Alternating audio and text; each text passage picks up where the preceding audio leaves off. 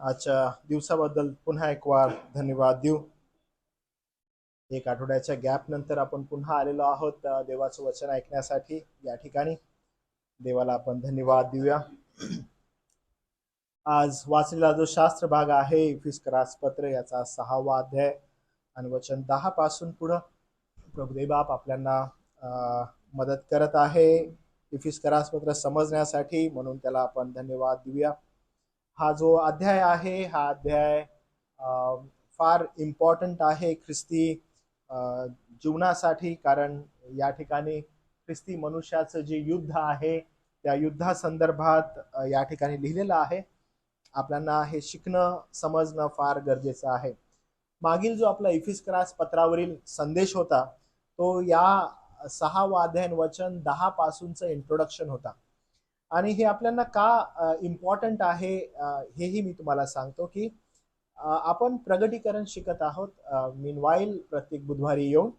आणि ज्यावेळेस आपण प्रगटीकरण शिकत आहोत आणि त्या प्रगटीकरणाच्या पुस्तकामध्ये ज्यावेळेस आपण इंट्रोडक्शन पाहत होतो, ते शिकणं का आवश्यक आहे याच्याकडे पाहत असताना जेव्हा आपण इफिस्करास पत्र अध्याय 6 वचन 10 पासून पुढे येतो, या ठिकाणी सैताना संदर्भात काही गोष्टी नमूद केलेल्या आहेत. हा कोण आहे, हा काय करतो, ह्याचं काम काय, आणि ख्रिस्ती मनुष्य म्हणून त्यानं कशा रीतीनं त्या सैतानाबरोबर जे असणारं युद्ध आहे ते युद्ध कशा रीतीनं आपण समोर जाऊ शकतो, कशा रीतीची शस्त्र सामुग्री आपल्याकडे असणं आवश्यक आहे, अशा अनेक गोष्टी याच्यामध्ये नमूद आहेत. तर आपण काय करूया माहितीये काय, स्टार्टिंग करत असताना फार सिस्टमॅटिकली आपण या ठिकाणी जाऊया आणि थोडंसं समजून घेऊया की हे नेमकं काय आहे. तर सगळ्यात पहिला या सैताना संदर्भात जरा समजून घेणं आवश्यक आहे की हा नेमका हाय कोण. ठीक आहे, आणि ह्याला जरासं समजून घेऊया, कारण ह्याला समजलंय खरीच पुढे जाताना आपल्याला येणार नाही आणि पुढे जात असताना ह्याला समजणं अत्यावश्यक आहे. तर आपण काय करूया माहितीये का, याच्याकडे जात असताना सगळ्यात पहिला अध्याय 1, 2, 3 आपण बघूया आणि विचार करूया की हे काय आहे. तर अध्याय 1, 2, 3 सांगण्यात येतं की तुम्ही आणि मी पृथ्वीच्या स्थापने अगोदर आपली निवड झालेली आहे आणि या जगाचे आपण नाव नाही आहोत, आपल्याला निवडलेलं आहे. तर आपल्याला कधी कधी कळत नाही की ह्या जगाचे नाहीये, जगातून निवडलेलं आहे म्हणजे नेमकं काय. तर इफिस्करास पत्र फार क्लिअरली आपल्याला संत पॉल असं म्हणतो की मंडळीची नेमणूक किंवा मंडळीची निवड ही पृथ्वीच्या स्थापने अगोदर झाली, म्हणजे we are chosen and called by God. आणि आपण ज्यावेळेस प्रभू येशू ख्रिस्ताच्या जीवनाकडे शुभवर्तमानामध्ये बघतो, तो क्लिअरली सांगतो की मी या पृथ्वीवर का आलेलो. तर मला तुम्ही सांगाल का तो या पृथ्वीवर का आलेला होता?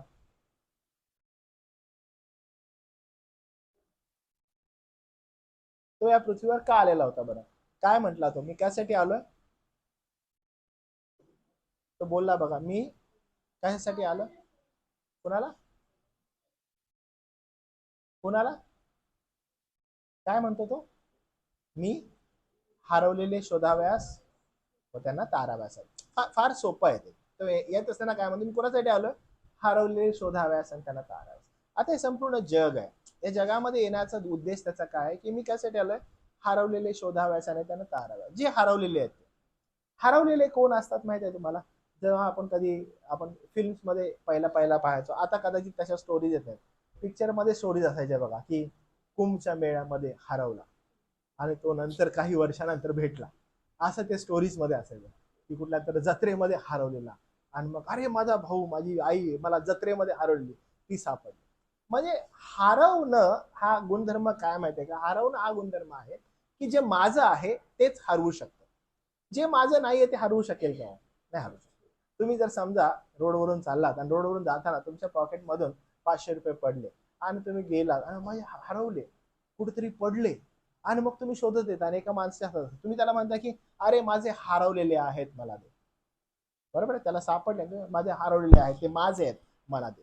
जर समजा तुम्ही रोडवरून चाललेला आहात, एक माणूस पैशाची गड्डी मोजत आहे आणि त्याला तुम्ही म्हणता हे माझे हरवलेले होते दे, असं तुम्ही त्याला बोलू शकाल का? नाही बोलू शकणार की हे माझे हरवलेले आहेत कधी, हे एवढी जाड आहे माझीच आहे मला माहित आहे मला दे, नाही होऊ शकणार असं. म्हणजे हरवलेले काय असतात, जे माझे आहेत आणि जे हरवलेले आहेत त्यांच्यासाठी तो आलेला आहे. तर म्हणून इफिस्करास पत्र क्लिअर सांगतं की इफिस्करास पत्र म्हणतं की तुमची नेमणूक, तुमची निवड पृथ्वीच्या स्थापने अगोदर होती.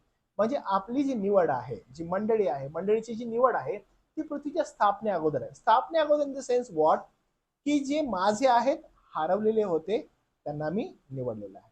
येशू ख्रिस्त शुभवर्तमानामध्ये असं म्हणतो की जे माझे आहेत त्यांना माझ्या हातातून कोणी हिसकावून घेऊ शकत नाही. Get it? म्हणजे जे त्याचा आहे तो एवढा सामर्थ्यशाली आहे की कोणी त्याला त्याच्या हातातून त्याच्या लोकांना घेऊ शकत नाही. म्हणजे कुणामध्ये सामर्थ्य नाही. ओके, बरं, कुणामध्येच म्हणजे कुणामध्येच नाही बरं का. ओके, कुणामध्येच म्हणजे कुणामध्ये सांगा बरं. कुणामध्येच म्हणजे even you your self. Did you get it? Even you your self. तुम्ही जर विचार केला की मी माझ्या हातातून, मी देवाच्या हातातून निघतो, नाही, तुमच्यामध्ये पण ती क्षमता नाहीये की जर तो तुम्हाला धरतो, जर त्यानं तुम्हाला पकडलेलं आहे, नाही, तुम्ही नाही निघू शकणार, कधीच नाही. मग तुम्ही कदाचित गटांगळ्या खाल, इकडं जाल, तिकडं जाल, पडाल, झडाल, जे काय आहे ते, but if you are his, त्याच्या हातातून कुणामध्ये ही क्षमता नाहीये की हिसकावून घ्या. कारण का तुम्ही कोणा, तुम्ही त्याचे आहात आणि त्यानं तुम्हाला पकडलेलं आहे. ओके, काही काही शिक्षण असतं बघा की देवानं तुम्हाला असंच पकडलंय, तुम्ही येता, पकडता, निघून जाता, काम करता, परत येता. देवा असाच गरीबासारखा तुमच्याजवळ हात पसरून आहे हो, कुठपर्यंत त्याला तुम्ही ताटकळणार, देवाचा हात दुखतोय, येऊन पकडा हो. मग आपण फार भावनिक होतो आणि भावनिक होऊन ओ येशू आमचा बिचारा, येशूकडे बिचारा म्हणून आपण पाहतो. पण पवित्र शास्त्र येशूकडे त्या दृष्टिकोनातून पाहत नाही. ओके, एक तुम्हाला माहिती आहे एमसीक्यूज मध्ये एक प्रश्न होता आणि तो प्रश्न असा होता की प्रगटीकरणाच्या पुस्तकात येशूला ह्या चार पैकी काय म्हणून दर्शवण्यात नाही आलं प्रगटीकरणाचे पुस्तक. तर आन्सर काय होता माहिती आहे त्याचा? कोण? हा, मेन पार्ट, प्रिय मेन पार्ट. ठीक आहे, असं म्हणून येशूला दर्शवण्यात आलं नाही आणि हे बिलकुल सत्य आहे बरं का. येशू त्या दृष्टिकोनातून प्रगटीकरणाच्या पुस्तकामध्ये आपण दिसत नाही की मेंढपाळ आहे आणि तो चाराला येतो वगैरे नाही. येशू ख्रिस्ताकडे प्रगटीकरण वारंवार कसं वैभवशाली, गौरवाने, न्यायी अशा दृष्टिकोनातून पाहतो. आणि प्रभू येशू ख्रिस्त बिलकुल ती गोष्ट मंडळी संदर्भात सांगत आहे की मी कोण आहे, मी जर तिला पकडलेलं आहे, मी जर तिला निवडलेलं आहे, ती यासाठी आलेलो आहे कारण ती हरवलेली होती, तिला शोधाव्यास आलेलो. Each and every one of you, तुम्ही या ठिकाणी जे बसलेले आहात, ओके, ही गोष्ट समजून घ्या, जर तुम्ही त्याचे आहात, तुम्ही त्याच्या हातातून निघून जाऊ शकत नाही कोणत्याही गोष्टीद्वारे आणि कोणीही त्याच्या हातातून तुम्हाला हिसकावून घेऊ शकत नाही.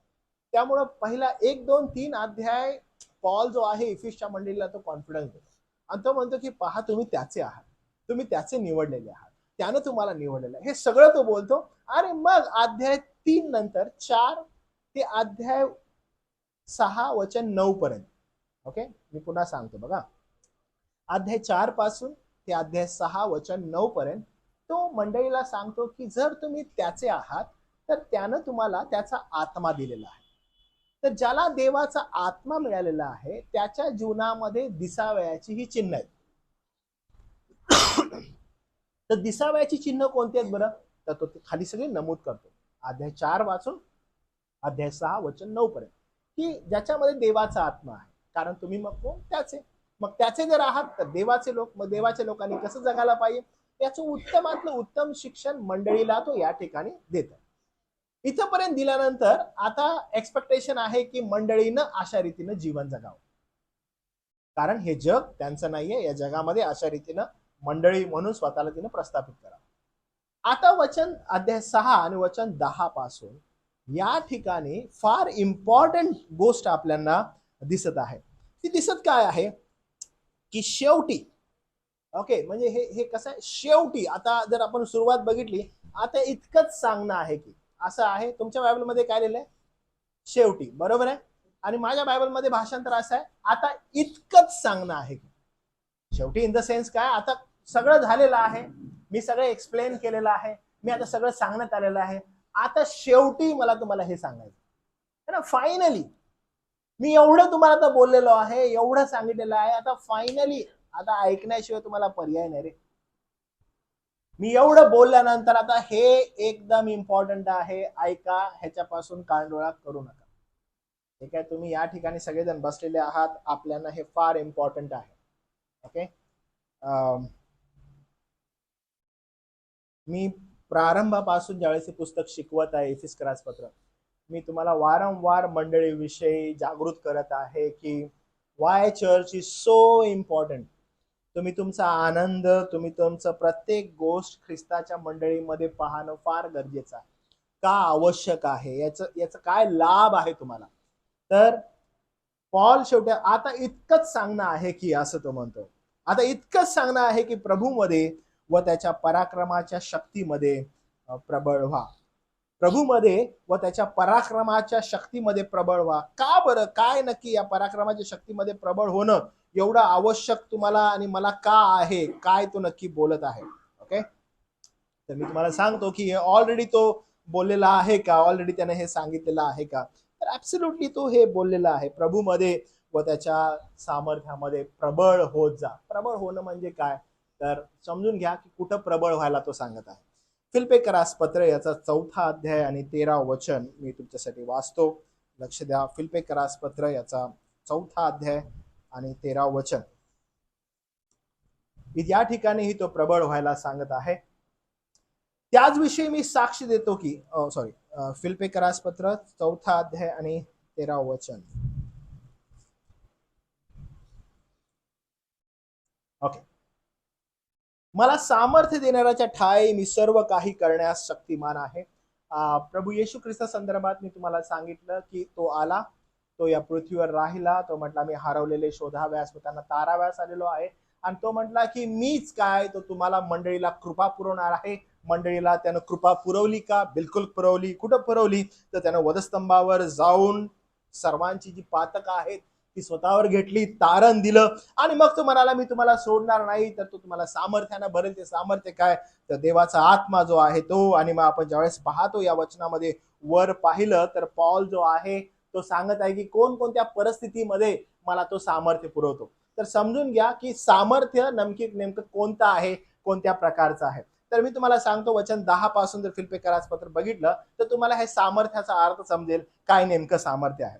तो असं म्हणतो, मला प्रभूच्या ठाई मोठा आनंद झाला की आता तरी तुमची मजविषयीची काळजी पुन्हा जागृत झाली. ही काळजी तुम्हीच करीत होता, पण तुम्हाला संधी नव्हती. पण तो काय म्हणतो बघा, पण उणे असल्यामुळे मी बोलतो असे नाही. आता हे महत्वाचं आहे की पॉल काय सांगत आहे, मला ऊन पडत आहे, मला कमी पडत आहे म्हणून मी बोलत नाहीये, पण मी तुम्हाला काय सांगू इच्छितो असं तो म्हणत आहे. तो म्हणतो ज्या स्थितीत मी असेन ती तृप्त राहण्यास शिकलो. ओके, ज्या स्थितीत मी असेन त्यात तृप्त राहण्यास मी शिकलो. या वचनाचा जो अर्थ आहे, ओके, फिलिप्पियरास पत्र 4 अध्याय 13 वचन, अनेक जण जे आहे त्याचा अर्थ कशा प्रकारे घेतात माहितीये का, मला सामर्थ्य देणाऱ्याच्या ठाई मी सर्व काही करण्यास शक्तिमान आहे. मग असं ह्या वचनाचं वचन घेतात आणि मग म्हणतात की आम्ही ह्याला क्लेम करतो. आणि क्लेम करून जाऊन जर समजा एखादी अनन्यसाधारण गोष्ट आहे जी घडू शकत नाही आणि ती गोष्ट करावयास आम्ही शक्तिमान आहे, कारण का मला सामर्थ्य देणाऱ्याच्या ठाई मी सर्व काही करण्यास शक्तिमान आहे. मग मी सर्व काही करण्यास शक्तिमान आहे म्हणजे मी काही करू शकतो. मग जर समजा मी निघालेलो आहोत आणि जर एखाद्याचा हात वाळलेला आहे तर मला सामर्थ्य देणाऱ्याच्या ठाई मी सर्व काही करण्यास शक्तिमान आहे. येशूच्या नावात सांगतो हात भराव. मग कोणी कोणी जाताना म्हणतो की हो येशूच्या नावात सांगतो की हे ना असं व्हायला पाहिजे, कारण का मला सामर्थ्य देणाऱ्याच्या ठाई मी सर्व काही करण्यास शक्तिमान आहे. आणि हे जे वचन आहे ओढून ताडून काय करण्यात येतं, कसं लागूकरण करण्यात येईल, अनन्यसाधारण गोष्टी करण्यासाठी कसं लागूकरण करण्यात येईल याचा उपयोग करण्यात येतो. पण हे निर्वाधित सत्य आहे का वचनाचं? बिलकुल नाही. वचनाचं सत्य काय आहे की पॉल ज्या कॉन्टेक्स्ट मध्ये हे बोलत आहे तो कॉन्टेक्स्ट असा आहे की फिलिप्पीच्या मंडळीला तो सांगत आहे की माझी परिस्थिती काय आहे. सध्या त्याची परिस्थिती जी आर्थिक आहे, सध्या त्याची परिस्थिती शारीरिक आहे, ती फार बिकट आहे आणि फार कठीण परिस्थितीतून चाललेला आहे. आणि ह्या कठीण परिस्थितीतून जात असताना तो या कॉन्टेक्स्ट मध्ये हे वचन बोलत आहे की पहा माझी अवस्था काही बरी नाहीये, माझी अवस्था काही चांगली नाहीये, पण मला तुमच्याकडून काही मिळावं म्हणून मी बोलत नाहीये, पण मला तुम्हाला काहीतरी सांगायचंय. तर काय सांगायचंय बरं, तो काय म्हणतो बघा. तो असं म्हणतो की मला उणे असल्यामुळे मी बोलतो असे नाही, मला ऊन पडत आहे म्हणून मी बोलतो असं नाही, कारण ज्या स्थितीत मी असेन ती तृप्त राहण्यास शिकलो आहे. मला कळत आहे तो काय म्हणत आहे, ज्या स्थितीत मी आहे त्याच्यामध्ये तृप्त राहण्यास मी शिकलो. म्हणजे पहिली गोष्ट सॅटिस्फाईड, जी पण परिस्थिती आहे त्याच्यामध्ये मी कसा आहे, त्यामध्ये मी सॅटिस्फाईड आहे, तृप्त आहे, अतृप्तता नाहीये. जे लोक हे वचन क्लेम करतात आणि मग हे आपल्या जीवनामध्ये वागवतात, पहिली गोष्ट ते हे नमूद करतात की आम्ही अतृप्त आहे. आणि म्हणून ते काय करतात की आम्ही अतृप्त आहे म्हणून हे वचन आम्ही क्लेम करतो आमच्या जीवनामध्ये. आम्हाला हे आवश्यक आहे, कारण मला सामर्थ्य येणाऱ्या ठाई सर्व काही करण्यामध्ये आम्ही शक्तिमान आहोत. चूक आहे हे. पॉल असं म्हणत आहे की मी तृप्त आहे. पुढे 12 वचन असं म्हणतं, अडचणीत राहणे मला समजते. काय म्हणत आहे की अडचणीत राहणं मला समजतं. हे क्लेम करण्या अगोदर पॉल काय म्हणत आहे की मी अडचणीत राहत असताना मला समजतं अडचणीत राहणं. अतृप्तता आहे का ह्याच्यामध्ये? नाही. मला अडचणीत राहणं समजतं, मला संपन्नतेत राहणं समजतं. खूप सारी संपन्नता आहे त्याच्यामध्ये मला राहणं समजतं. प्रत्येक प्रसंगी, सर्व प्रसंगी अन्न तृप्त असणे, शुद्धीत असणे, संपन्न असणे, विपन्न असणे याचं शिक्षण मला मिळालेलं आहे. अहो, ज्यानं मला कृपा पुरवलेली आहे, ज्यानं मला सामर्थ्य पुरवलेलं आहे ना, हे सामर्थ्य याचं आहे की मी सर्व परिस्थितीत योग्य असं राहू शकतो. सर्व परिस्थितीमध्ये एकदम सॅटिस्फाईड, व्हेरी कूल, छान, योग्य स्थितीमध्ये भांबरून नाही जात मी, घाबरून नाही जात मी. आलेल्या परिस्थितीमध्ये एकदम छान कंट्रोल. मला सामर्थ्य देणाऱ्याच्या ठाई मी सर्व काही करण्यास शक्तिमान आहे. हो, बलसंपन्न होणं म्हणजे काय? ज्यावेळेस इफिसच्या मंडळीला पॉल सांगत आहे की बघा आता शेवटी एवढंच सांगत आहे मी, लक्ष द्या, मी तुम्हाला काय म्हणत आहे त्याच्याकडे कान द्या, लक्षात घ्या, तुमची निवड झालेली आहात, तुम्ही हरवलेले होता, प्रभूने तुम्हाला निवडलेलं आहे. 3 अध्याय तो घेतो यासाठी. त्याच्यामध्ये तो मूळ सांगतो तुमची निवड कशी झालेली आहे. नंतर तो सांगतो की देवाने जर तुम्हाला पवित्र आत्मा दिलेला आहे, तुम्ही कशा प्रकारे आपलं जीवन जगा. आता 10व्या वचनापासून सांगतो की शेवटी आता इतकंच सांगतो, काय बरं, की त्याच्या सामर्थ्यामध्ये बलवान होत जा. यानं बलवान होण्याचं चिन्ह काय बरं? सामर्थ्यानं भरण्याचं चिन्ह काय? लोकांना जर आज आपण म्हटलं की हो तुम्ही सामर्थ्यानं भरलात का, सामर्थ्यानं म्हटलं की लगेच असं काहीतरी विलक्षण प्रकारे अकस्मात काहीतरी शक्ती आलेली आहे असं काहीतरी. अद्वै सारखा बोलत असा टच, काहीतरी झाला, अद्वै सारखा घरात बोलत असं टच, असं काहीतरी. कारण का हो, आजकाल घरांमध्ये असं चालू आहे ना, टच. त्या पिकनिक मध्ये नुसतं हेच चालू होतं, ह्याचं आणि स्नेल ब्रदरचं. काही झालं पाण्याला टच, ते व्हॉलीबॉल जर नाही बसला तर टच चालू होत. का बरं असं? कारण काय झालेलं आहे माहितीये का, की ह्या संपूर्ण ख्रिस्ती विश्वासाचा खेळ खंडोबा केला या लोकांनी. आता खेळ खंडोबा हा वाक्प्रचार आहे बरं का, तुम्ही म्हणू नका पास्टर क्लेपा कसं काय खंडोबाचं नाव घ्यायला लागेल. ठीक आहे, हा वाक्प्रचार आहे जो आपल्या मराठी भाषेमध्ये आपण वापरतो. तर लिटरली असं केलेलं आहे. कारण विश्वासाचं काय झालेलं आहे, विश्वासाचं एकदम चाळण केले या लोकांनी. सामर्थ्याच्या नावाखाली कुठं काहीही जोडण्यात येत आहे. बलवान होणं याचा अर्थ काय? पॉल सांगत आहे की बलवान कशामध्ये आहे मी, मला सामर्थ्य देणाऱ्याच्या ठाई मी बलवान आहे. बलवान असण्याचं चिन्ह काय? पॉल सांगत आहे बलवान असण्याचं चिन्ह असं आहे, मला उणे असल्यामुळे मी बोलतो असे नाही, कारण ज्या स्थितीत मी असेन ती तृप्त राहण्यास मी शिकलोय. पहिली गोष्ट तृप्तता आहे. बलवान होणं काय आहे? अहो, तो माणसाला तृप्त बनवते, very satisfied, very focus, very काम. म्हणजे प्रार्थना विनंत्या घेऊन पाळका देऊ, पाळक साहेब काही करा, पगार वाढू दे. जमत नाही पाळक साहेब, पैसा पाहिजे, चर्चला देतो ना मी, पाळक साहेब काहीतरी करा, गाडी पाहिजे, घर पाहिजे. अतृप्तता आहे.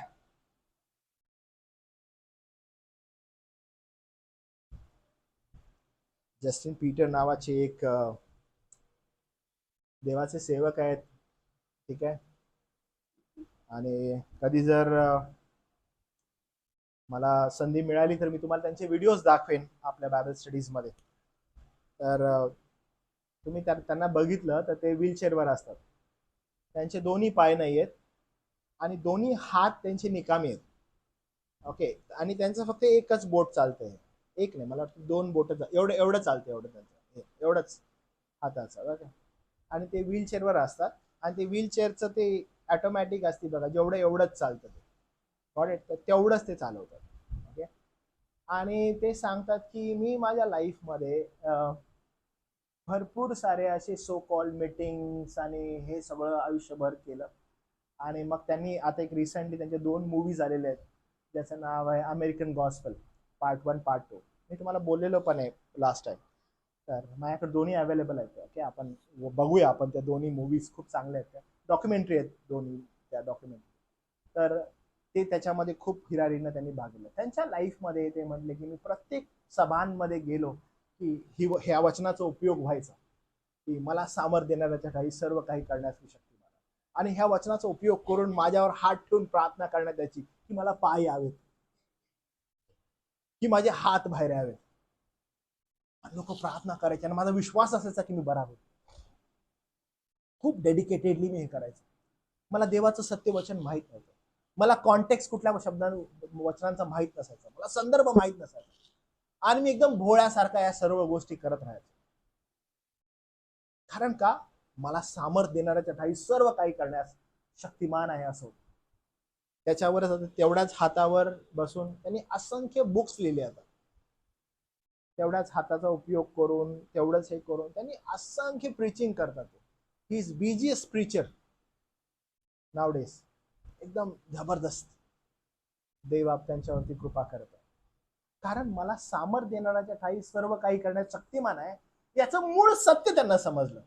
कारण ते सत्य काय म्हणते माहिती आहे का, ते सत्य असं म्हणतं की प्रत्येक प्रसंगी, सर्व प्रसंगी, प्रत्येक प्रसंगी आणि सर्व प्रसंगी अन्न तृप्त असणे, शुद्धीत असणे, संपन्न असणे, विपन्न असणे याचे शिक्षण मला मिळालं. ओ पाळकसाहेब, मी एकदम ना टॉपला होतो, भरपूर पैसा होता माझ्याकडे, एकदम छान माझं लाईफ चालू होतं. खाड करून पडलो खाली मी, एकदम सब खत्म हो गया. देव काय बरोबर नाही, देवानं असं माहिती का केलं, देव असं थोडी करू शकतो. मॅच्युरिटी, बलवानता काय शिकवते, शुद्धीत राहायला शिकवते. आज समजा कुछ नहीं है, कल आपको बहुत मिलेगा, शुद्धीत आहे का. प्रभूचं वचन फार क्लिअर म्हणतात की एव्हरी टाइम, संपन्नतेत, विपन्नतेत, सर्व प्रसंगी मी काय राहतो. बलवान असणारा मनुष्य काय, शुद्धीत. शुद्धीत असणं फार आवश्यक आहे. बेधुंद नाही होत तो. माझ्याकडे काही आहे, माझ्याकडे काही नाहीये, फरक नाही पडत आहे. मी शुद्धीत आहे का ते इम्पॉर्टंट आहे. कारण शेवटी इतकंच सांगणं असं तो म्हणतो, हे आवश्यक आहे, हे मंडळीला समजायला पाहिजे की तुम्ही शुद्धीत असायला पाहिजे. शुद्धीत राहिल्यानं काय होतं, वचन असं म्हणतं संपन्न असणे, विपन्न असणे याचे शिक्षण मला मिळाले. आणि मग 13 वचन तो म्हणतो, मला सामर्थ्य देणाऱ्याच्या ठाई सर्व काही कराव्यास शक्तिमान आहे. आणि मग तो म्हणतो की तथापि माझ्या संकटात तुम्ही माझे सहभागी झाला, हे ठीक केले. ज्याला सामर्थ्य मिळालेलं आहे तो काय म्हणत आहे माहिती आहे का, मी संकटात असताना तुम्ही मला सहायता केली, हे ठीक केलं. हे आवश्यक आहे, लोकांना समजत नाही हे. अनेकदा लोकांना असं वाटतं की ख्रिस्ती विश्वासणारे आहेत, त्यांना असं वाटत आहे की आम्ही जर सामर्थ्यानं भरलं ना, कोई भी टच नहीं करेगा कुछ, हम ही टच करेगा. असं नाहीये. सामर्थ्य ज्यावेळेस मनुष्याला मिळतं त्यावेळेस मनुष्य सामर्थ्यानं भरतो, प्रभूमध्ये बलवान होतो. आणि बलवान असणारा मनुष्य शुद्धीत असतो. त्याला माहित आहे की मी संपन्नतेत आहे, विपन्नतेत आहे, अन्न तृप्त आहे, नाही आहे, पण मी शुद्धीत आहे. मी खूप छान माझं आध्यात्मिक जीवन पुढे घेऊन जात आहे. मित्रांनो, आज कदाचित इथं बसलेले तुम्ही आहात, तुमची परिस्थिती जगाच्या दृष्टिकोनातून कदाचित काही चांगली नसेल. कदाचित तुम्ही जगाच्या दृष्टिकोनातून खूपच हलाखीच्या परिस्थितीतून जात असाल. पण जर तुम्ही प्रभूचे आहात आणि जर तुम्ही सामर्थ्यानं भरलेले आहात, तर प्रभुदेव बाप तुम्हावरती कृपा करेल. मग तुम्ही शुद्धीत असाल. आज कदाचित परिस्थिती चांगली नाहीये, पण उद्या कदाचित चांगली होईल किंवा लाईफ टाइम तुम्ही असेच राहाल. पण शुद्धीत राहणं फार आवश्यक आहे.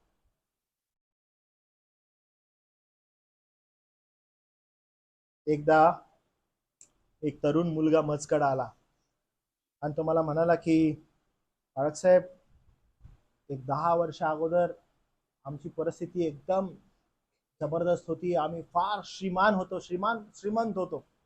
आमच्याकडे धन होतं. प्रत्येक प्रकारची जी गाडी आम्हाला हवी आहे ती गाडी आम्ही घेऊ शकत होतो. आणि आज आमची परिस्थिती काही बरोबर नाहीये. पण आम्हाला एक गोष्ट समजत आहे की या परिस्थितीमध्ये देवानं आमच्यावर कृपा केली आणि आम्हाला सांभाळलं. हे देवानं आम्हाला असं का केलं असेल? देवानं आमच्या संगी असं का केलं असेल? मी त्याला एकदम मिश्किल रीतीने उत्तर दिलं, कारण तू ते असं बोलावं. जर तू त्या परिस्थितीत असं बोलू शकला असतास का माझ्या? नाही का? ॲटिट्यूड वेगळा असता. शुद्ध हरपलेला असतो मी. एका वेगळ्याच धुंदीमध्ये मी असतो. प्रभूला ठाऊक आहे की त्याच्या लेकरांना त्याच्या ख्रिस्ताच्या वधस्तंभाच्या जवळ कसं आणायचं. त्याच्याशिवाय दुसरा पर्यायच नाही तुझ्याजवळ. मी तुम्हाला एक गोष्ट सांगितली स्टार्टिंगला. प्रभू म्हणतो की माझ्या लोकांना माझ्या हातातून कोणीच हिसकावून घेऊ शकत नाही. बरोबर आहे, कोणीच हिसकावून घेऊ शकत नाही, तुम्ही स्वतः पण नाही. आणि जर तुम्ही स्वतःहून जाण्याचा जर प्रयत्न करू लागला तर तो तुम्हाला सोडत पण नाही. सोडत नाही इन द सेन्स फटके मारून स्वतःजवळच ठेवतो. मग ते कोणत्याही एक्सटेंटला तुम्ही जाऊ शकता. तुम्ही निसटण्याचा प्रयत्न करताय, तो नाही सोडत आहे. आणि तुम्हाला हे समजणं आवश्यक आहे की त्यानं तुम्हाला होल्ड केलेलं आहे. जोपर्यंत तुम्ही त्याला पूर्णपणे समर्पित होत नाही तोपर्यंत काही खरं नाही. मग तुम्हाला काय पर्याय उरलाय? पर्याय हा उरलेला आहे की तुम्ही बलसंपन्न व्हा. तुम्ही परिस्थिती समजून घ्या की कोणत्या परिस्थितीमध्ये तो तुम्हाला होल्ड करत आहे, कोणत्या परिस्थितीमध्ये त्याने तुम्हाला पकडलेलं आहे, कोणत्या परिस्थितीमध्ये तो तुम्हाला म्हणत आहे की मी तुला धरलेलं आहे, मी तुला सोडणार नाहीये. आणि मगच तुम्हाला गोष्टी समजाव्यास मदत होईल. समजेल का? नाही समजला. बघा तो काय म्हणतो पुन्हा एकदा.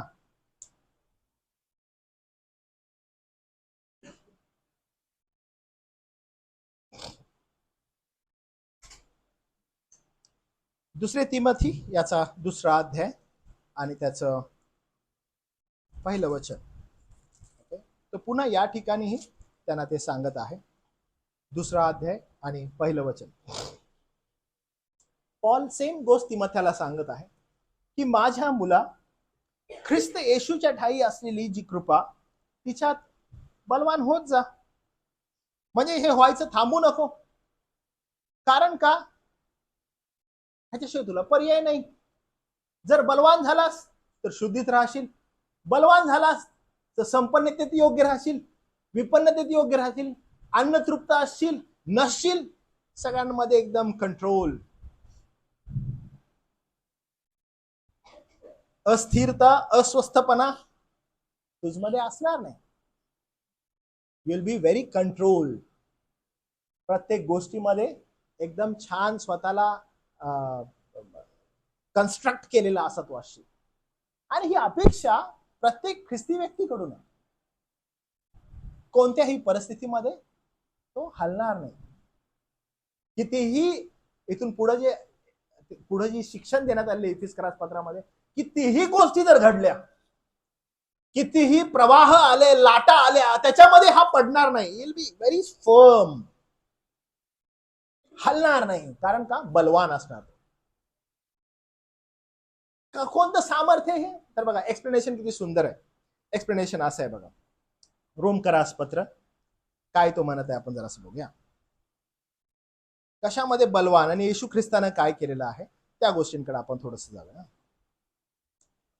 रोमकरास पत्र याचा 5वा अध्याय आणि 18 पासून ते 21 पर्यंत बघा, येशू ख्रिस्तानं काय केलंय आणि म्हणून आपल्याला का त्याच्यामध्ये बलवान व्हायचंय, त्यानं कोणती गोष्ट केलेली आहे. ओके, समजून घ्या. इथं असं म्हटलेलं आहे, तर मग जसे एकाच अपराधामुळे सर्व माणसांना दंडाज्ञा होते, तसे नीतिमत्वाच्या एकाच निर्णयाने सर्व माणसांना जीवनदायी नीतिमत्व प्राप्त होते. कारण जसे ज्या एकाच मनुष्याच्या आज्ञाभंगाने पुष्कळ जण पापी ठरले, तसे ह्या एकाच मनुष्याच्या आज्ञा पालनाने पुष्कळ जण नीतिमान ठरतील. शिवाय अपराध वाढावा व नियमशास्त्राचा प्रवेश झाला, तरी जेथे पाप वाढले तेथे कृपा त्यापेक्षा विपुल झाली. अशासाठी की जसे पापाने मरणाच्या योगे राज्य केले, तसे कृपेने नीतिमत्वाच्या योगे सार्वकालिक जीवनासाठी येशू ख्रिस्त आपला प्रभू याच्याद्वारे राज्य करावे. येशू ख्रिस्तानं जी गोष्ट केलेली आहे त्याच्याकडे ज्यावेळेस विश्वासाला लक्ष देऊ लागतो, त्यावेळेस तो अंतर्यामी बलसंपन्न व्हायला लागतो. कारण त्याची जी इच्छा आहे किंवा त्याचे जे धोरण आहे ते जग उरत नाही. त्याची इच्छा, त्याचं धोरण, त्याचा फोकस हा येशू ख्रिस्ताचा विजय, जो वधस्तंभावर त्याने केलेला आहे त्याच्याकडे लक्ष लागून राहतं. तो जगाच्या गोष्टीकडे बघू शकत नाही. कारण का? त्याला त्या जगाच्या गोष्टी एकदम निष्फळ वाटू लागतात. तो पाहू लागतो की हे काहीच नाही, जे ख्रिस्तानं माझ्यासाठी केलेलं आहे ते अतिउच्च आहे. आणि म्हणून पॉल ज्यावेळेस म्हणतो ना की त्याच्या सामर्थ्यामध्ये बलवान होत जा. बलवान होण्याचं चिन्ह काय? की संपन्नता, विपन्नता, कोणतीही परिस्थिती असो, मी शुद्धीत आहे. कोण मनुष्य आहे हा? जो मनुष्य जगाच्या गोष्टींकडे लक्ष न लावता जे सामर्थ्य येशू ख्रिस्ताच्या वधस्तंभामध्ये आहे त्याच्याकडे लक्ष लावायला लागतो. आणि तो पाहू लागतो की एका मनुष्याच्या द्वारे कसं पाप आलं आणि आज आमच्यामध्ये पाप शिरलं, पण त्या प्रभू येशू ख्रिस्तानं येऊन जे हरवलेले होते त्यांना त्यानं शोधलं. जसा की मला त्यानं निवडलं, मला त्यानं वेगळं केलं आणि वाव, त्यानं मला नीतिमत्व दिलं. आता याच्यामध्ये मी संतुष्ट राहीन, याच्यामध्ये मी बलवान होईन. मला चिंता नाही, आता मला काळजी नाहीये, कारण माझं लक्ष आता ख्रिस्त आणि ख्रिस्ताचा वधस्तंभ आहे, त्याच्यामध्ये बलवान होण्याकडे, त्याच्यावर विसंबून राहण्याकडे. मग काय होतं बघा, मग सेम गोष्ट तो व्यक्ती वारंवार बोलू लागतो. पहिले करिंथ 15वा अध्याय 56 आणि 57, पहिले करिंथ 15वा अध्याय 56 आणि 57. मग तो मनुष्य सामर्थ्यानं भरू लागतो. हे सामर्थ्य साधं सुद्धा सामर्थ्य नाही, तर हे सामर्थ्य असं आहे बघा, ते डायरेक्ट मरणाला प्रश्न विचारायला लागतं. ते सामर्थ्य काय? ते सामर्थ्य आता मरणाला प्रश्न विचारताना म्हणतं, अरे मरणा तुझा विजय कोठे? अरे मरणा तुझी नांगी कोठे? मरणाची नांगी पाप, पापाचे बळ नियमशास्त्र. परंतु जो देव आपला प्रभू येशू ख्रिस्ताच्या द्वारे आपल्याला जय देतो त्याची स्तुती असो. डायरेक्ट मरणाला प्रश्न विचारायला लागतो. मनुष्याचा अल्टिमेटली एंड काय आहे? मरण. या पृथ्वीवर प्रत्येकाला मरणाचं भय, जगामध्ये जगत असताना प्रत्येकाला मरणाचं भय. आणि जो बलवंत आहे, जो सामर्थ्याने भरलेला आहे, जो तृप्त आहे, तो तृप्त असणारा मनुष्य, संपन्न असणारा मनुष्य, विपन्नतेत पण संपन्नता असणारा, सामर्थ्याने भरलेला, हा काय करतो? डायरेक्टली मरणाला प्रश्न विचारतो आणि म्हणतो, अरे मरणा तुझा विजय कुठे? मरणा तुझी नांगी कुठे? कोण आहेस तू? आणि ह्याच्या उलट, ह्याच्या विपरीत मनुष्य कोण आहे माहिती आहे का? जो मनुष्य अतृप्त आहे, जो मनुष्य ना हे माझं, हे माझं, हे माझं, हे माझं, हे माझं, माझ्याकडे एवढी संपत्ती, माझ्याकडे एवढं धन, माझ्याकडे अमुक, माझ्याकडे तमुक, ह्याचं काउंटिंग मध्ये अडकलेला आहे. त्यानो हा तुमचा फोकस नसावा बरं का.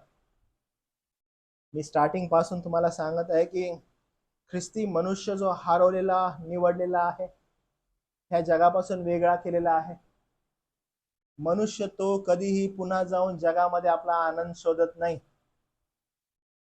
जगिक गोष्टींमध्ये तो आपल्या आनंदाला कसा मिळेल हा प्रयत्न करत नाही.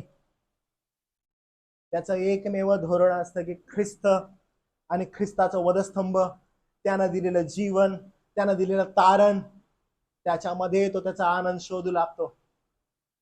तो दुसरीकडे नाही शोधत. खूप मोठा क्वेश्चन मार्क मग त्या मनुष्यावर येतो की तो ख्रिस्ताचा हरवलेला आहे का.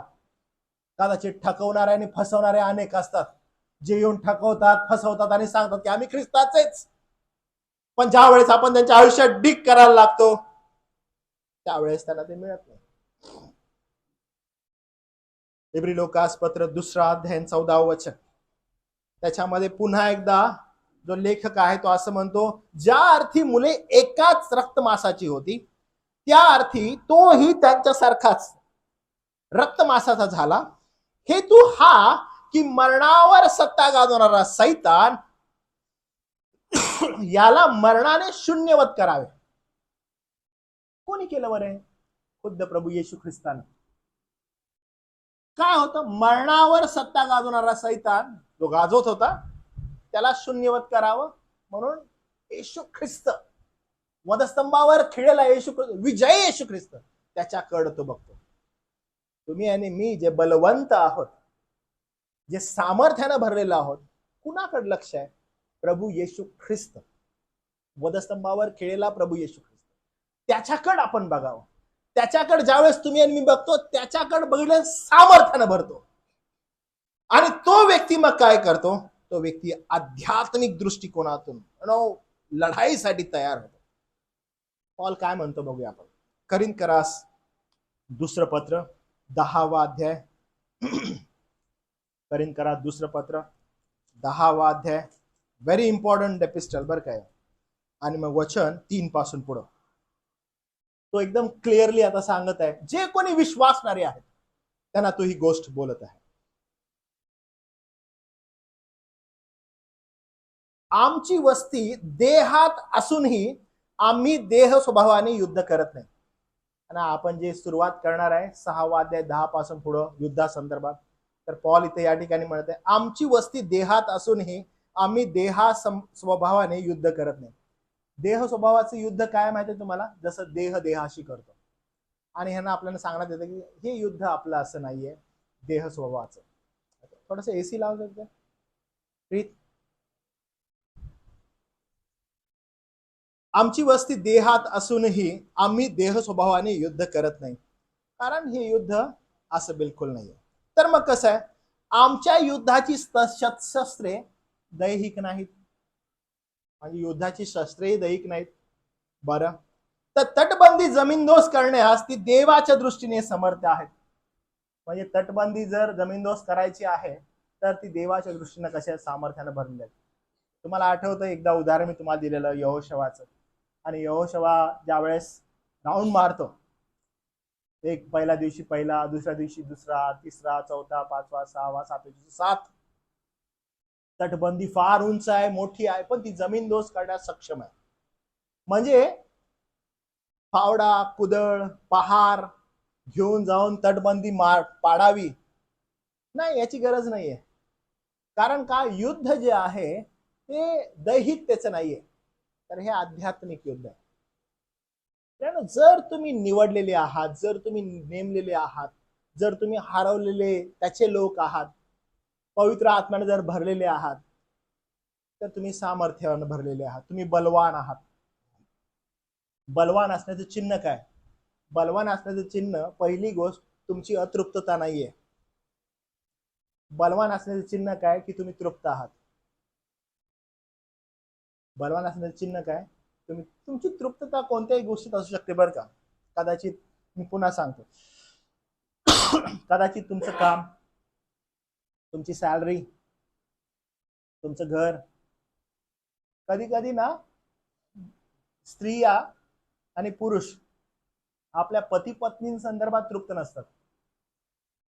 ते असं म्हणतो, ओ बाबा रे, तुझ्या अगोदर जो होता ना तो बरा होता, इव्हन म्हातारा झाला तरी. म्हातारा तुझ्या अगोदर एक आलेला होता मला बघायला, आज त्यांची लग्न केलं असतं किती चांगलं झालं असतं माझं. मी कुठं असते माहितीये का? सेम गोष्ट पुरुषी बायको संदर्भात बोलतो. बाई ग तू आहेस वय, तुझ्या अगोदर ती होती किती चांगलं होतं, माझं वाटोळ झालं. हो, का अतृप्तता आहे. आणि बाईला सदैव असं वाटतं माझा नवरा तो का असता तर किती चांगला झाला असता. सदैव तिला असं वाटतं. का बरं? अतृप्तता ठासून भरली आहे मनुष्यामध्ये. काय बरं ही? कारण त्यांना दैहिक दृष्टिकोनातून विचार करायचं वाटतो. नो मनी, नो हनी. हो, अतृप्तता. शारीरिक दृष्टिकोनातून पाहण्याची क्षमता. कारण ज्या वेळेस आपण आध्यात्मिक दृष्टिकोनातून परिपक्व होतो, बलवान होतो, त्यावेळेस आपल्यामध्ये तृप्तता येते. आणि ज्यावेळेस तृप्तता येते, प्रत्येक गोष्टी संदर्भात तृप्त असतो आपण. ज्या स्थितीमध्ये आपण आहोत त्या स्थितीमध्ये आपण तृप्त आहोत. प्रभूने आपल्याला तृप्त बनवलेलं आहे. कारण का आपलं युद्ध हे जगिक दैहिक नाहीये, आपलं युद्ध हे आध्यात्मिक आहे. त्यामुळे आपण तृप्त असावं.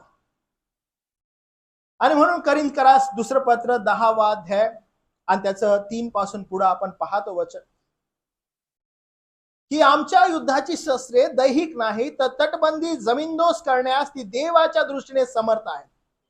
तर्क वितर्क व देवाज्ञा विरुद्ध उंच उभारलेले असे सर्व काही पाडून टाकून प्रत्येक कल्पना ख्रिस्ताधीन व्हावी म्हणून आम्ही ती बंदिवान करून नेतो.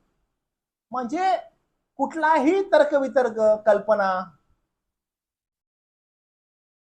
ही गोष्ट तुम्ही समजून घ्या बरं का, हे फार इम्पॉर्टंट आहे. कोणत्याही प्रकारचा तर्क वितर्क असो, काही जण असतात जे वचनाचा अर्थ मला असा वाटतो म्हणून तर्क असो वितर्क लावून त्याचं एक्सप्लेनेशन करतात. काही मनाची इच्छा असते आणि त्या दृष्टिकोनातून करण्यात येतो, एक्सप्लेनेशन त्या दृष्टिकोनातून करण्यात येतं. का देवाचं वचन तर असं म्हणतंय ना, तसं त्यांना तर्क वितर्कानं वाटतं.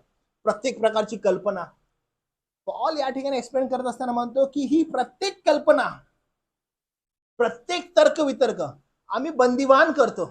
आमचं काही असेल आम्ही पूर्ण एकत्र आणतो.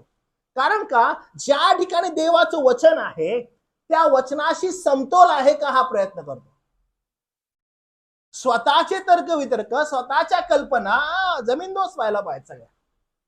जर वर काही यायला पाहिजे ते फक्त एकच आहे, ते म्हणजे देवाचं वचन, नथिंग एल्स. तेच काही ते अल्टिमेट आहे. मग काय होतं, तुमचे आज्ञापालन पूर्णपणे झाले म्हणजे सर्व आज्ञाभंगाबद्दल दंड कराव्यास आम्ही सिद्ध आहोत. आपलं योग्य आज्ञापालन वचनाचं होणं आवश्यक आहे. तो अल्टिमेटली आपला कॉल आहे. म्हणजे जे तुम्ही आणि मी बलवान हो पाहतो, बलवान असण्याचं चिन्ह काय बरं? बलवान असण्याचं चिन्ह आहे की आम्ही संपन्नता, विपन्नता, अन्नतृप्ती, शुद्धित असणं, या सर्व गोष्टी असणं आवश्यक. दुसरी गोष्ट, कोण बलवान असू शकतो ज्याचं लक्ष दैहिक गोष्टींकडे नाहीये, दैहिक युद्धाकडे नाहीये, ज्याचे लक्ष कुठे आहे माहितीये का? येशू ख्रिस्तानं जे आम्हासाठी केलेलं आहे. अहो जेव्हा आपण त्याच्याकडे पाहू लागतो तर मी तुम्हाला सांगतो की अल्टिमेटली इथं तुम्ही आणि मी बसलेलो आहोत. आपण ज्या गोष्टीला भय, आपल्या ज्या गोष्टीचं भय आहे ते भय एकाच गोष्टीचं मनुष्याला आहे, ते म्हणजे मरण. जो आध्यात्मिक दृष्टिकोनातून बलवान आहे तो डायरेक्टली मरणालाच प्रश्न विचारताना म्हणतो, अरे मरणा तुझा विजय कोठे, नांगी कोठे. म्हणजे बलवान असण्याचं याच्याहून मोठं दुसरं चिन्ह नाहीये. प्रियानो, हे अत्यावश्यक आहे आणि ख्रिस्ती कुटुंबांमध्ये याचं शिक्षण असणं गरजेचं आहे. का बरं? कारण आपण प्रत्येक जण ज्या वेळेस या मरणाकडे जात आहोत, प्रत्येकाचं वय वाढत आहे. आपण प्रयत्न करत आहोत की लवकरात लवकर आपलं रजिस्ट्रेशन व्हावं. कुठं व्हावं? शिवडीला, अजून कुठे दुसरीकडे व्हावं, इथं पण गोवंडीला वगैरे पण आहे. का बरं? मेल्यानंतर काहीतरी व्हायला पाहिजे, जुळवणूक. मला एकाने निर्णय, बाळासाहेब तुम्ही कधी फ्युनरल केली आहे ना? मरणानंतर मग काहीतरी फ्युनरल वगैरे तर करायला पाहिजे. का बरं? कारण त्या मरणाकडे अग्रेसर होत आहे. प्रत्येकाचं वय वाढत आहे डे बाय डे. आजकाल आधीमध्ये पण काही ना काही होत असतं. धास्ती आहे, मरणाची भीती आहे. प्रत्येक जण त्या दृष्टिकोनातून पुढे चाललोय आणि त्या भीतीनं अजून आपण जागृत होत आहे, भयभीत होत आहे. जो अंतर्यामी बलसंपन्न आहे, जो सामर्थ्यानं भरलेला आहे, ज्याच्या ठाई सर्व काही करण्यास आपण शक्तिमान आहोत, जेव्हा हे सामर्थ्य आपल्यामध्ये येतं त्यावेळेस तो मनुष्य प्रश्न विचारतो, अरे मरणा तुझा विजय कुठे आहे? मरणा तुझी नांगी कुठे आहे? मरणाची नांगी पाप, पापाचं बळ नियमशास्त्र. अरे का बरं? कारण मी त्या प्रभूमध्ये बलसंपन्न आहे. प्रियांनो, तुम्ही अंतर्यामी बलसंपन्न होणं अत्यावश्यक आहे. आणि हा बलसंपन्न होण्याचा परिणाम आहे. बलसंपन्न असणारा मनुष्य हे क्लिअरली समजून घेतो की आमचं युद्ध रक्त मांसाचं नव्हे, तुमचं युद्ध रक्त मांसाचं नाहीये. ज्याच्याकडे आपण अग्रेसर होत आहे, इफिस्क्रास पत्र याचा 6वा अध्याय आणि वचन 11 पासून पुढे, त्याच्या अगोदर पॉल इन्स्ट्रक्ट करतो मंडळीला की बलसंपन्न व्हा. कारण का?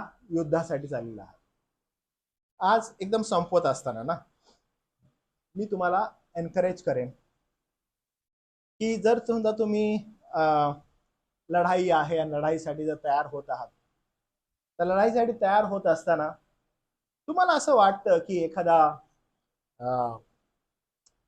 आपल्या भारतावर समजा आक्रमण होत आहे, जे आजूबाजूला आपल्या कंट्रीज आहेत त्यांच्याकडून आपल्यावर आक्रमण होत आहे, आणि मग गव्हर्नमेंटने एक स्कीम काढली की आपल्याला सैनिक कमी पडत आहेत, आणि मग सैनिक कमी पडत आहेत तर आपण म्हटलं की चला आपण भरती होऊया. आणि भरती व्हायला आपण गेलो, लाईन मध्ये उभं राहिलो, आणि काय वाटतं तुम्हाला की प्रत्येकालाच ते घेऊ शकतात आतमध्ये? हो, तू पण ये, तू पण ये, तू पण ये, तू पण, असं आहे का? ते नाही. ते पाहतात त्यांची उंची, त्यांची बॉडी, एक योग्य प्रकारचं त्यांचं शरीर यष्टी, त्यांचं वजन. का बरं? एक एक चांगला योग्य बांधा असणारा, त्याची शरीर यष्टी योग्य असणारा, अशा व्यक्तीची निवड होईल. जर समजा आपण युद्धासाठी आपण म्हणत होतो आम्हाला आम्ही बलसंपन्न व्हायला साईडला, आणि बघा आम्ही तयार झालेलो आहोत, कुठल्याही हाडकोड्या माणसाला नाही बरं का ये बाबा भरती होतो, नाही. या हाडाची काढ आहे असा मी आलो लढायला, घाला चिलकत मला, नाही होऊ शकणार असं. घाला मला, त्या मला तलवार, मी लढायला तयार आहे, असा कोणच व्यक्ती नाही. कोण हवाय? जो अंतर्यामी बलसंपन्न. त्यानं युद्ध जे आपलं आहे ते रक्त मांसाबरोबर नाहीये,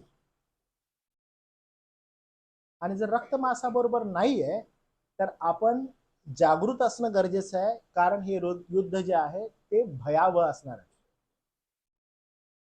आता मी हे तुम्हाला का सांगत आहे? कारण ज्यावेळेस आपण पुढील रविवारी एकत्र येऊ आणि ज्यावेळेस संदेश ऐकायला तयारी करू आपण, तर त्या संदेशाची तयारी मी आता तुम्हाला सांगून ठेवतो की शारीरिक युद्ध जे आहे त्या शारीरिक युद्धामध्ये तुम्हाला ठाऊक आहे की तुमच्या समोरचा जो व्यक्ती आहे, जो तुमचा शत्रू आहे, तो शत्रू किती शक्तिशाली आहे, त्याची हाईट काय, त्याची बॉडी काय, आणि तो कशा रीतीने आम्हावर येईल, कशा रीतीने चाल करून येईल, आणि तो कसा हल्ला करेल, आणि आम्ही त्याला कसं मारू शकू. जे युद्ध आता असणार आहे किंवा ज्या युद्धामध्ये तुम्ही आणि मी सहभागी आहोत, त्या युद्धामध्ये तुम्ही तुमच्या शत्रूला समजू शकत नाही, कारण तो शत्रू डेंजरस आहे. तो कधी कुठून कसा येईल तुम्हाला ठाऊक नाही. अंतर्यामी बलसंपन्न असणारा व्यक्ती जो पवित्र शास्त्रामध्ये अध्ययन करतो, त्या शत्रूविषयीचे डिस्क्रिप्शन त्या ठिकाणी लिहिलेलं आहे, त्याचे हल्ले त्या ठिकाणी लिहिलेले आहेत, तर ते हल्ले मग तुम्हाला समजून येतील. मला आमच्या स्कूलमध्ये असताना शिवाजी महाराजांची आणि अफजल खानाची गोष्ट फार आवडायची. आणि हे अफजल खानाची गोष्ट काय होती की शिवाजी महाराजांची हाईट जी आहे ती कमी होती. अफजल खान एकदम हायटेड व्यक्ती होता. तर महाराजांविषयी असं म्हणण्यात येतं की ते जाण्या अगोदर तिथं की पूर्ण तालीम झालेली आहे की ह्याची उंची किती आहे, मग ह्याला कसं मारायला पाहिजे, हा किती शक्तिशाली आहे, हा मला असा पकडेल तर कसं होईल, मग ती वाघनख मी कशी काढू, मी कशी अनेक प्रकारच्या योजना होत्या, पूर्ण तालीम होती. आणि त्या तालमीनंतर हल्ला होता. कारण का, शत्रू माहित होता कसा आहे, शत्रूची हाईट माहित आहे कशी, शत्रू हल्ला कसा करणार ते माहित आहे. मग कशा रीतीने हल्ला आपण प्रति हल्ला करायचा ते ठरवण्यात आलेलं आहे. इथं काय आहे, इथं थोडी परिस्थिती कठीण आहे. ही जी परिस्थिती आहे याच्यामध्ये अंतर्यामी बलसंपन्न असल्याशिवाय पर्याय नाही. कारण हा जो शत्रू आहे हा काही साधा सुद्धा नाहीये. तो तुमच्या आणि माझ्या ह्या देहाला खूप चांगला ओळखतो, एकदम चांगला ओळखतो. आणि हा शत्रू काय, मी दरवेळेस तुम्हाला सांगतो, हा शत्रू इतका डेंजरस आहे की जे तुम्हाला हवंय, जे तुम्हाला हवंय, मनापासून तुम्हाला हवंय ते तुम्हाला तो ऑफर करतो, ते तुम्हाला ऑफर करतो. तुम्ही विचार करा हा किती डेंजर आहे. तो विचारतो बाबू तुला काय पाहिजे. मी तुम्हाला पुन्हा टाळी देऊन सांगतो, हे इम्पॉर्टंट आहे. कारण त्यानं तुमचा आणि माझा ज्येष्ठ बंधू प्रभू येशू ख्रिस्त याला पण नाही सोडलं. तो त्याला म्हणाला तुला काय पाहिजे सांग, हे अवघं माझ्या हातात आहे, तुला काय पाहिजे बोल, मी सर्व तुला देतो. ही ऑफर कुणाची आहे, सैतानाची. काही जणांना असं वाटतं की येशूच्या नावामध्ये आपल्याला सगळं मिळतं, या आणि मागा, त्याला सामर्थ्य देणाऱ्याच्या ठाई आपण सर्व काही करण्यास शक्तिमान आहे, मागो, फुल सामर्थ्यानं भरलं. नाही, ज्या सामर्थ्यानं त्यानं तुम्हाला आणि मला भरलेलं आहे ते सामर्थ्य सर्वसाधारण सामर्थ्य नाहीये. जे हल्ले तुमच्यावर होतील, कदाचित अन्नाचा, कदाचित शारीरिक, मानसिक, अनेक गोष्टीचे, पण ज्या वेळेस तुम्ही सामर्थ्यानं बलसंपन्न असाल याच्यामध्ये तृप्त राहण्यास तुम्ही परिपूर्ण व्हाल, हे सामर्थ्य तुम्हाला मिळणार आहे. तुम्ही हलणार नाही. तुम्ही समजून घ्याल की हल्ला कोणाकडून आहे, तुम्ही त्याच्या हल्ल्याला बळी पडणार नाही जेव्हा तुम्ही बलसंपन्न असाल. हीच अपेक्षा आणि प्रार्थना ख्रिस्ताची तुम्हाविषयी आणि माझ्याविषयी. कारण तो तुमच्या आणि मायासारखा होऊन या पृथ्वीवर आला आणि त्यानं ह्या सर्व टेम्पटेशन्सला, ह्या सर्व परीक्षांना तो पार गेला. त्यानं दाखवून दिलं की नाही, मी याला बळी नाही पडणार. का बरं? कारण अंतर्यामी बलसंपन्न. आपण पुढे जात असताना सिस्टमॅटिकली आपण ज्यावेळेस या युद्धाकडे बघत आहे त्याच दृष्टिकोनातून बघा. मी तुम्हाला परत सांगतो, जग तुम्हाला असं बोलवत आहे, कसं बोलवतं माहिती का, ओ तेरे जैसा कोई नहीं है बाबा, तू ही है, तू किती चांगला आहे, तू किती गोड आहे, तू किती अमुक आहे तमुक आहे. आणि आपण त्याच्यामध्ये भाळून जातो विथ द ऑफर्स. तो आपल्याकडे येतो, जगासारखं राहायला आपल्याला एनकरेज करतो. अंतर्यामी बलसंपन्न असणारा मनुष्य ते ओळखतो आणि तो म्हणतो नाही, हे युद्ध आहे आणि मी ह्याला सडेतोड उत्तर द्यायला पाहिजे. त्यानो प्रभूमध्ये माझी प्रार्थना तुम्हा सर्वांसाठी ही आहे की तुम्ही अंतर्यामी बलसंपन्न व्हा.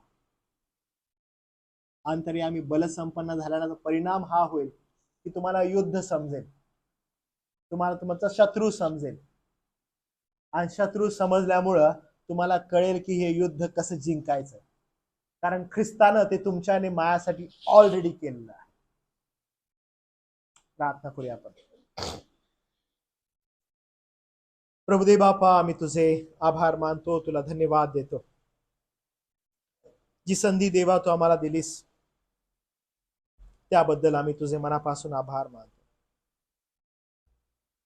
ख्रिस्ताच्या वधस्तंभ अधिक चांगल्या रीतीने आम्हाला कळावा, समजावा, आमची तृप्तता त्याच्या वधस्तंभामध्ये असावी. कारण प्रभूजी ते सामर्थ्यानं भरलेले आहेत. त्याचं फळ कोणतं आहे ते तुझ्या वचनाद्वारे तू आम्हाला दाखवून दिलेस. आम्ही देवा तुझे आभार मानतो. पुढील रविवार पासून ज्या शस्त्रसामुग्री संदर्भात तो आम्हाला एनकरेज केलेला आहे, ज्या शस्त्रसामुग्री संदर्भात पॉल आम्हाला सांगत आहे की मंडळी हे धारण करा, आम्हाला ते कळावं, आम्हाला समजावं, यासाठी आम्हाला सहायता आणि मदत कर. तुझ्या दयेसमोर प्रभुदेवापा आम्ही पुन्हा नतमस्तक होतो. तुझं वचन आम्हाला कळू दिलंस, आम्ही देवा तुझे आभार मानतो. तारणारा प्रभू येशू ख्रिस्त याच्या नावात प्रार्थना केली म्हणून देवा तू ऐक. आमेन.